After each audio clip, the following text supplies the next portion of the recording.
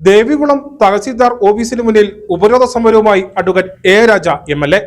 പട്ടയഭൂമിയിൽ വീട് വയ്ക്കുവാൻ NOC അനുവദിക്കുന്നതിൽ കാലതാമസം വരുത്തുന്നത് ആരോപിച്ചായിരുന്നു MLAയുടെ പ്രതിഷേധ സമരം. വിഷയത്തിൽ പ്രശ്നപരിഹാരമുണ്ടായില്ലെങ്കിൽ തുടർ സമരവുമായി രംഗത്ത് വരുമെന്നും എ രാജ MLA പറഞ്ഞു.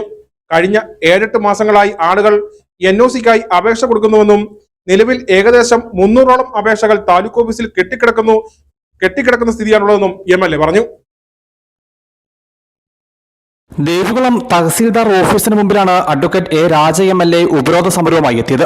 പട്ടയഭൂമിയിൽ വീട് വയ്ക്കാൻ NOC അനുവദിക്കുന്നതിൽ കാലതാമസം വരുത്തുന്നുവെന്നും ഇത് സാധാരണക്കാരെ പ്രതിസന്ധിയിലാക്കുന്നുവെന്നും ആരോപിച്ചായിരുന്നു തഹസീൽദാർ ഓഫീസിന് മുമ്പിലെ MLAയുടെ സമരം.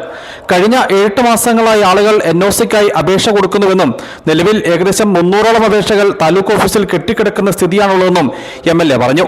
വിഷയത്തിൽ പ്രശ്നപരിഹാരമുണ്ടായില്ലെങ്കിൽ തുടർ സമരവുമായി രംഗത്ത് വരുമെന്ന് എ രാജ MLA വ്യക്തമാക്കി.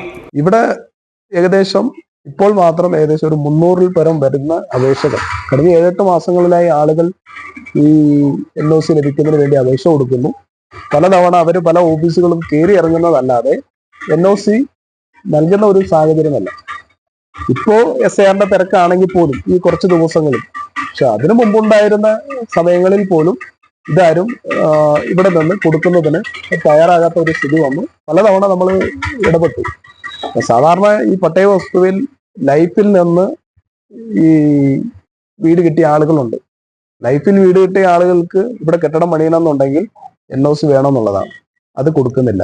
പട്ടയ വസ്തുവുള്ളയാൾ വീട് പണിയുവാൻ NOCക്കായി അപേക്ഷ സമർപ്പിച്ചാൽ പോലും സമയത്ത് NOC ലഭിക്കാത്ത സ്ഥിതിയുണ്ട്.